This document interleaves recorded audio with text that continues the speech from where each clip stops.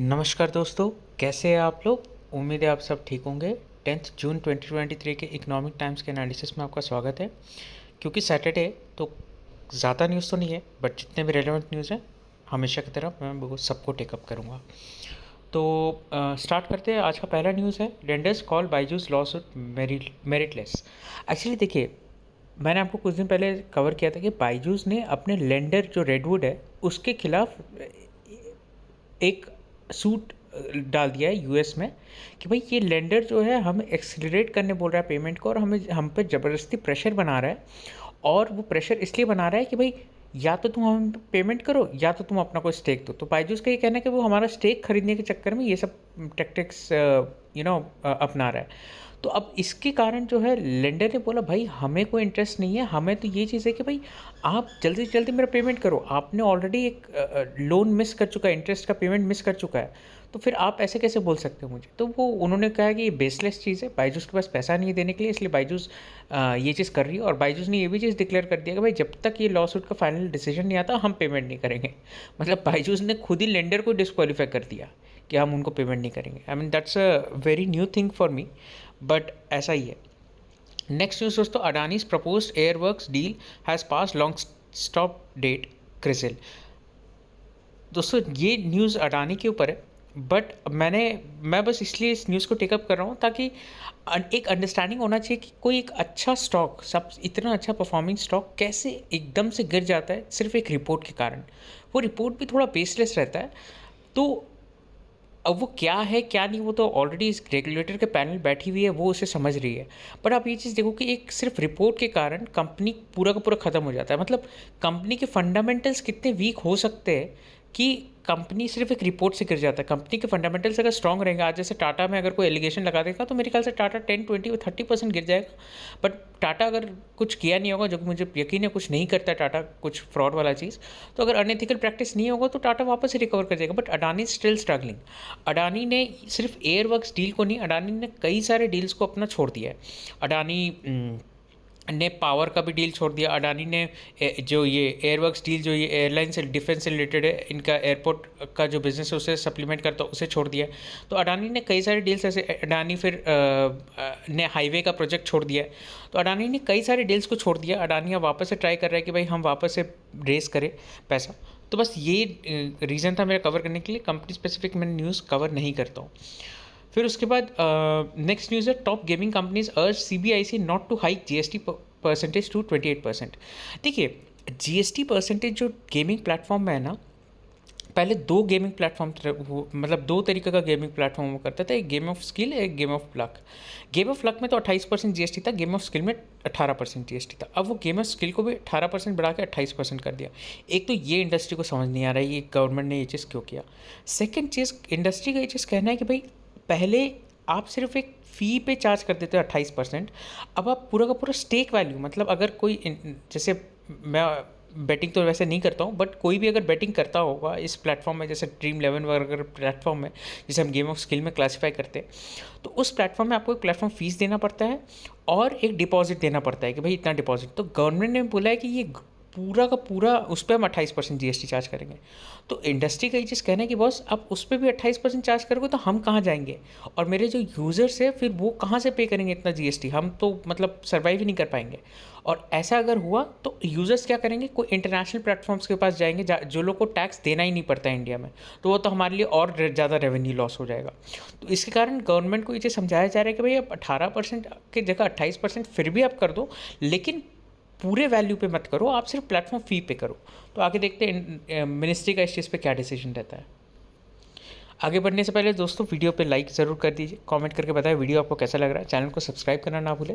दोस्तों मेरे जितने भी वीडियोस मिस हुए मैंने सबको एक एक करके कवर कर दिया है। आज का ये लास्ट वीडियो था जो कि 10 जून का जो मिस था, मैंने एक एक करके सारे वीडियोज़ को कवर कर दिया। अगर आपने वीडियोज़ नहीं देखा तो प्लीज़ जाके देख लीजिए वीडियोज़ को। अभी भी मैं एक चीज़ अश्योर कर रहा हूँ, एक भी डे का वीडियो मिस नहीं होगा, ठीक है। सारे न्यूज़ आपके कवर्ड रहेंगे।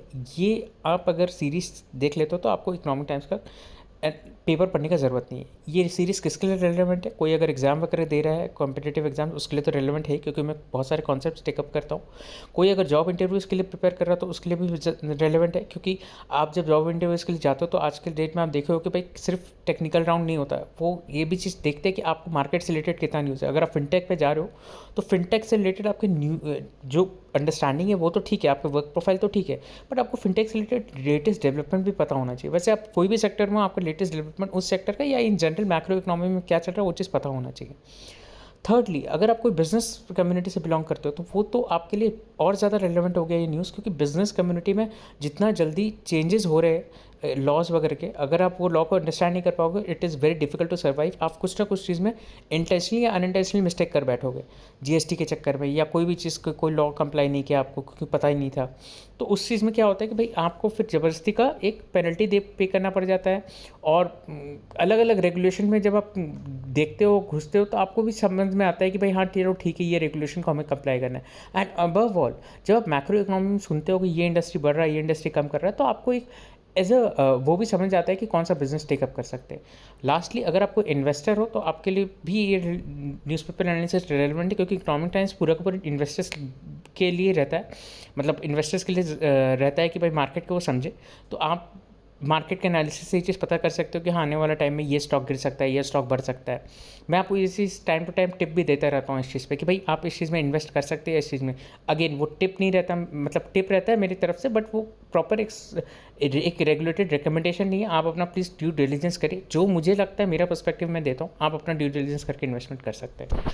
चलिए दोस्तों आगे बढ़ते हैं वीडियो। नेक्स्ट न्यूज़ है दोस्तों, government weighs reducing number of GDP data releases. देखिए, government time to time GDP के डेटा रिलीज़ करती रहती है। आपको एक चीज़ लगता होगा कि गवर्नमेंट एक ही बार डेटा रिलीज़ करती है, नहीं, गवर्नमेंट कई बार डेटा रिलीज़ करती है। इनफैक्ट एक साल का जीडीपी का डेटा को गवर्नमेंट 6 बार रिलीज़ करती है अलग अलग एस्टिमेट से। पहला एक होता है फर्स्ट एडवांस एस्टिमेट, जो कि जनवरी में आता है। वो गवर्नमेंट जो है काफ़ी मतलब प्रीवियस जो 7 मंथ्स का, मतलब फिजिकल ईयर 7 मंथ्स का, उसको प्रेडिक्ट करके निकालती है। फिर गवर्नमेंट फेब के एंड में निकालती है, फिर गवर्नमेंट ईयर एंड के बाद निकालती है। तो ऐसे ऐसे करके गवर्नमेंट 7 बार, सॉरी टोटल 6 बार प्रेडिक्शन निकालती है फर्स्ट रिलीज़ में। और गवर्नमेंट को जो फाइनल डेटा, इनफैक्ट 3 साल तक ये रिलीज़ चलता रहता है। तो फर्स्ट रिलीज़ में और फाइनल रिलीज़ में जो डिफरेंस रहता है लगभग 1% के आसपास रहता है, जो कि बहुत ज़्यादा नहीं रहता। ऑब्वियसली 1% भी एज एन इकोनॉमी तो मैटर करेगा, बट अल्टीमेटली आपको पता चल जाता है कि भाई ठीक है, फर्स्ट और लास्ट में 1% का फ़र्क है ऑन एन एवरेज 2019 से देखें तो। गवर्नमेंट का ये चीज़ कहना है कि भाई एडवांस इकोनॉमीज में बहुत ज़्यादा तो रिलीज़ नहीं करते, एडवांस इकोनॉमी भी हमसे कम ही रिलीज़ करती है, तो फिर हम इतने बार डेटा क्यों रिलीज़ करें बार बार, क्योंकि इसमें डेटा रिलीज़ करते हैं, कंपाइल करना पड़ता है, रिलीज़ करना पड़ता है, उस समय टाइम लगता है, मनी लगता है, एफर्ट्स लगता है। तो इसलिए हम इसको रिड्यूस कर देंगे। कितना रिड्यूस कर देंगे, कब रिड्यूस कर देंगे, ये सब चीज़ के बारे में कोई अभी इन्फॉर्मेशन नहीं है। नेक्स्ट न्यूज़ दोस्तों, India eyes monetisation of dredge material Sonowal. देखिए, एक्चुअली ड्रेजिंग जो है चीज़ है, ड्रेजिंग क्या होता है मैं आपको बताता हूँ। जो शिपिंग कम, जो शिप्स है ना, जो कि हमारे पोर्ट के पास आती है जब बड़े बड़े ट्रांसपोर्ट लेके, तो वो लोग क्या रहता है कि जब तक एक पर्टिकुलर अमाउंट ऑफ सेडिमेंट्स जमा है वो लोग आ नहीं पाते, क्योंकि एक वाटर लेवल भी तो होना चाहिए ना, नहीं तो शिप तो फंस जाएगी। तो वो क्या है, वाटर लेवल अब कभी आ सकती है, वाटर लेवल कभी नहीं आएगी। तो वाटर को तो आप बढ़ा नहीं सकते इतने बड़े समुद्र में, बट हाँ आप वो जो मट्टी है जिसके कारण जो शिप आ नहीं पा रही है, उसको थोड़ा अच्छे से खोद के साइड कर सकते हो, ताकि वाटर लेवल ग्राउंड से बढ़ जाए, मतलब क्योंकि मट्टी हट जाएगी तो थोड़ा वो पानी भर जाएगा ना उधर, तो वो पानी का लेवल बढ़ जाए और शिप आसानी से आ जाए। तो वो ड्रेजिंग के भी कॉन्ट्रैक्ट्स निकलते हैं। तो ड्रेजिंग के कॉन्ट्रैक्ट्स जब निकलते हैं दोस्तों, उसमें प्रॉब्लम क्या हो जाता है कि आप पता नहीं कर पाते हो कौन सा कंपनी कितना अच्छे से ड्रेजिंग किया है, एंड क्या उस पर मतलब क्या उनका आउटकम था, क्या उन्होंने सही से किया नहीं किया। तो इसके कारण जो है अब वो उसको एक प्रॉपर सिस्टम के थ्रू कंट्रोल किया जाएगा। इनफैक्ट जो ड्रेस्ड मटेरियल है उसे भी अब गवर्नमेंट उसे सेल करने की कोशिश करेगी। तो इससे दोनों चीज़ का फ़ायदा होगा। गवर्नमेंट ड्रेजिंग में अभी ये चेंजेस लेके आ रही है। नेक्स्ट न्यूज़ दोस्तों, जनरल काउंसिल्स इन हाई डिमांड पे सोर्स। जैसे कि मैंने आपको बताया था कि लॉस बदल रहे सारे बिजनेसेस के, और ये बड़े से बड़े बिजनेस और छोटे से छोटे बिजनेस के लिए बदल रहे हैं। तो अब बड़े कंपनीज जो है वो काफ़ी बड़े बड़े लॉयर्स को रख रहे हैं, काफ़ी बड़े बड़े लीगल काउंसिल्स को रख रहे हैं, ताकि उनको कोई लिटिगेशन में ना फंसना पड़े। तो वो करीब 2 से 4 करोड़ तक का भी पे दे रही है। तो ये लॉयर्स के लिए एक मोटिवेशन भी है कि अगर आप इंडिया में भी रुकते हो तो कितना अपॉर्चुनिटीज़ है इंडिया में भी। ऑब्वियसली वो टॉप जो हेड करता है उसे पे करती है, बट नीचे भी ऐसा नहीं है कि कम पे करती है, नीचे भी आजकल लॉयर से काफ़ी अच्छे पेमेंट होने लग गए। नेक्स्ट न्यूज़ दोस्तों, now infertility treatment for employees gets India Inc cover. देखिए ये एक छोटा सा न्यूज़ है। इंडियन जो कंपनीज़ है वो आजकल क्या कर रही है कि जो फर्टिलिटी की जो कवर है वो भी दे रही है, एज इन जो आपका जो हेल्थ इंश्योरेंस रहता है उसके साथ साथ आपको जो मिलता है, मैट लीव मिलता है लेडीज़ को। कंपनीज अभी चाह रही है कि हम अलग अलग टाइप के लीव, जैसे मेंटल प्रेशर हो तो उसके कारण लीव दे, फिर उसके बाद फर्टिलिटी ट्रीटमेंट कराना है तो उसके लिए लीव दे, फ्लेक्सिबल वर्किंग पॉलिसीज़ रखे। कौन कौन सी कंपनीज करने का भी कर रही है? Accenture, Cognizant, PNG, Procter and Gamble जिसको बोलते हैं, फिर उसके बाद Salesforce, Google, Flipkart et cetera. ठीक है, तो ये सब कंपनीज अभी ये चीज़ कर रही है। तो एक छोटा सा न्यूज़ है। फिर इंडिया में इनफर्टिलिटी बहुत बड़ा प्रॉब्लम है, जो कि इंडिया में WHO के द्वारा जो रेंज है वो लगभग 3.9% to 16.8% of the total population को है। मतलब जो फर्टाइल जो पॉपुलेशन उस फर्टिलिटी के उसमें आते, एज में आते हैं। ठीक है, in India every year 12 to 18 million people are diagnose with infertility. तो काफ़ी बड़ा प्रॉब्लम है दोस्तों ये। तो इसके कारण कंपनीज भी ये चीज़ स्टेप्स ले रही है। Next is 28 gigahertz band for 5G failed in US, Japan and Korea. देखिए ये न्यूज़ क्या है ना, 28 गीगाहर्ट्ज का जो बैंड है ना वो जनरली सैटेलाइट कंपनीज यूज़ करती है हर कंट्रीज़ में। जिन भी कंट्रीज़ को सैटेलाइट कंपनीज ने, मतलब सैटेलाइट कंपनीज यूज़ कर रही है और वो कंट्री अगर मान लो अपने टेलीकॉम ऑपरेटर को भी वो बैंड दे देता है तो इसमें प्रॉब्लम जाता है बहुत सारा कम्युनिकेशन में। इंडिया भी अभी ये चीज़ कर रहा है, तो इंडिया को ये चीज़ वार्निंग है, क्योंकि जापान, साउथ कोरिया, US में ये चीज़ नहीं चला। तो आप कम से कम जो स्पेक्ट्रम कंपनीज़ को एलोकेशन कर रहे हैं वो आप सेम एलोकेशन टेलीकॉम कंपनीज़ को 28 गीगाहर्ट्ज का बैंड मत एलोकेट करो, नहीं तो फिर 5G में प्रॉब्लम जाएगा। नेक्स्ट न्यूज़ दोस्तों काफ़ी इंटरेस्टिंग है। अगर आप रेवेन्यू के पर्सपेक्टिव से देखो तो गवर्नमेंट के जो एक्सचेकर के पर्सपेक्टिव से, mobile GST hikes gives government more than PLI outlay. देखिए अगर गवर्नमेंट का आउटले का बात किया जाए तो गवर्नमेंट का आउटले 39,000 करोड़ है मोबाइल हैंडसेट को लेके PLI की स्कीम के तहत। और अगर रेवेन्यू जो गवर्नमेंट ने अभी 18% कर दिया इस पर मोबाइल पे, तो 12% से 18% जो कर दिया वो एक्स्ट्रा रेवेन्यू कितना जनरेट किया है, वो 43,000 करोड़ के आसपास जनरेट किया है। यानी कि आउटले सिर्फ 39,000 करोड़ है PLI का, और रेवेन्यू जब गवर्नमेंट ने 12 से 18% कर दिया तो उसका रेवेन्यू जनरेट हो गया 43,000 करोड़। तो इससे क्या हो रहा है, देखिए आपका एक्सचेकर भी नहीं हिल रहा है, आपका मतलब इनफैक्ट फंडिंग ही हो रहा है, सरप्लस में ही जा रहा है। ये देखिए ये तो 39,000 करोड़ गवर्नमेंट ने आउटलेट दिया है, इसका ये मतलब नहीं कि 39,000 यूज़ हो गया, 39,000 का कुछ पोर्शन ही बस यूज़ हुआ है। तो गवर्नमेंट काफ़ी सरप्लस में अगर देखा जाए तो GST कलेक्शन रेवेन्यू में। इससे क्या होता है, देखिए दोस्तों ये होता है प्रॉपर एक पॉलिसी मेकिंग, जिससे आपका कंपनीज को इंसेंटिव भी मिल रहा है और GST भी कलेक्ट हो जा रहा है। तो गवर्नमेंट की तरफ से कुछ नहीं लग रहा है, बस गवर्नमेंट इधर का पैसा उधर कर रही है। एंड कितना अच्छा स्कीम भी लेके आ गई, जिससे क्या हो रहा है, अपना प्रोडक्शन भी मोबाइल का बढ़ रहा है, हम नेट एक्सपोर्टर भी बन सकते हैं फ़ोन्स के। तो ऐसा है कि भाई ये काफ़ी अच्छा स्कीम, ये काफ़ी अच्छा मुझे कैलकुलेशन लगा, काफ़ी अच्छा पॉलिसी मेकिंग लगा ये चीज़ का। और इंडस्ट्री भी इस चीज़ को काफ़ी अप्रिशिएट करी है। इंडस्ट्री ने ये चीज़ कहा है कि भाई इसी वजह से PLI जैसा स्कीम जो है काफ़ी सस्टेनेबल हो सकता है। फिर उसके बाद नेक्स्ट न्यूज़ दोस्तों, Fed seen ending its 15 month low rate hiking campaign survey. देखिए ये क्या है, ये न्यूज़ ये बेसिकली ये कि फेड ने काफ़ी इंटरेस्ट रेट अभी इंक्रीज़ कर दिया है। फेड अभी जो है इंटरेस्ट रेट पॉज कर सकता है, but with a hockey stance. RBI ने भी अभी इंटरेस्ट रेट पॉज करके रखा है, वो भी हॉकी स्टैंस के साथ के रखा है। ये हॉकी स्टैंस होता क्या है, बेसिकली हॉकी स्टैंस वो होता है, आप अभी भी कॉन्फिडेंट नहीं हो कि आप रेट गिराओगे, इनफैक्ट आपका ये है कि भाई अभी आप और रेट टाइटन कर सकते हो। इसका मतलब ये होता है हॉकी स्टैंस।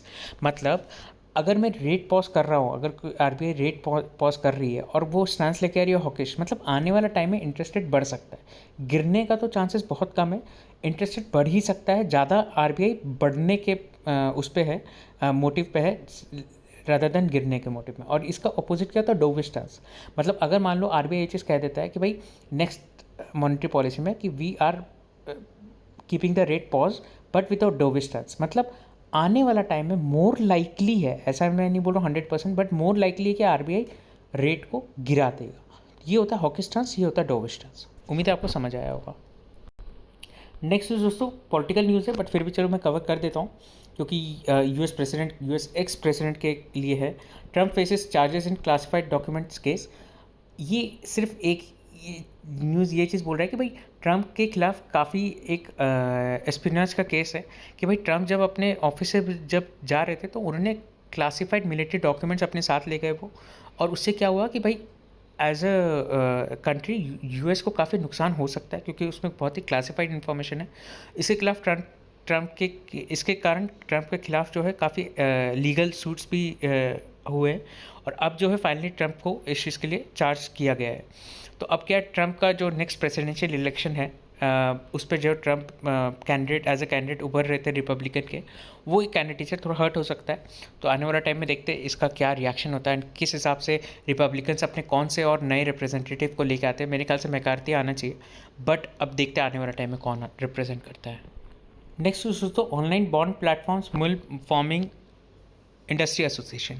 देखिए एक्चुअली ये न्यूज़ क्या चीज़ है कि ऑनलाइन आजकल जो है ना बॉन्ड्स वगैरह के परचेस काफ़ी होने लगे। अलग अलग एक्सचेंज जो है मतलब अलग अलग प्लेटफॉर्म जो है बनते जा रहे बॉन्ड्स के, जिसमें आप कंपनीज़ का बॉन्ड खरीद सकते हो, कंपनीज़ का बॉन्ड बेच सकते हो। इनफैक्ट गवर्नमेंट की सिक्योरिटीज़ भी खरीद सकते हो, गवर्नमेंट की सिक्योरिटीज़ भी बेच सकते हो, कंपनीज लिस्टेड अनलिस्टेड दोनों। तो इसके कारण क्या है, अब जो इतना बड़ा जो ये बनते जा रहा है, ये एक इंडस्ट्री बनते जा रहा है, तो इन गवर्नमेंट का ये चीज़ कहना है कि भाई इनफैक्ट प्लेटफॉर्म्स का ये चीज़ कहना है कि चलो एक बॉडी बनाते हैं इस चीज़ को, ताकि वो बॉडी सेल्फ रेगुलेटरी रहे, अपने आप पे रेगुलेशन लेके आए और उस चीज़ को कंप्लाई करे, ताकि थोड़ा एक यूनिफॉर्मिटी मिले उस बॉडी को, उस इंडस्ट्री को बेसिकली।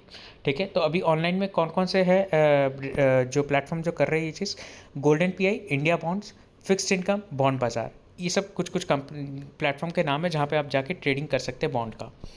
ठीक है, नेक्स्ट न्यूज़ दोस्तों, IEX shares crash on governments plans for market coupling. मुझे IEX शेयर के बारे में नहीं समझाना है ज़्यादा, मुझे समझाना है मार्केट कपलिंग के बारे में, बट वो IEX शेयर का भी न्यूज़ देख लेंगे।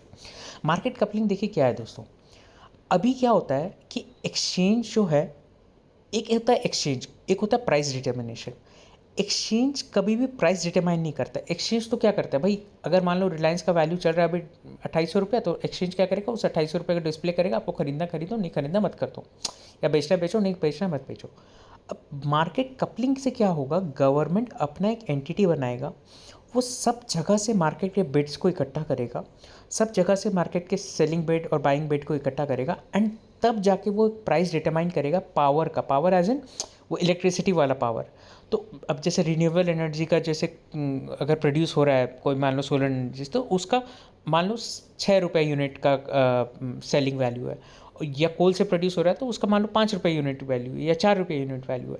तो उस हिसाब से हर पावर का डिटरमाइन करेगा, हर एक सोर्स का डिटरमाइन करेगा वैल्यू, एंड उस वैल्यू को फिर एक्सचेंजेस को देगा। ये मार्केट कपलिंग का मतलब है, कि मार्केट कपलिंग का मतलब है कि गवर्नमेंट एंटिटी के थ्रू अब ये चीज़ होगा।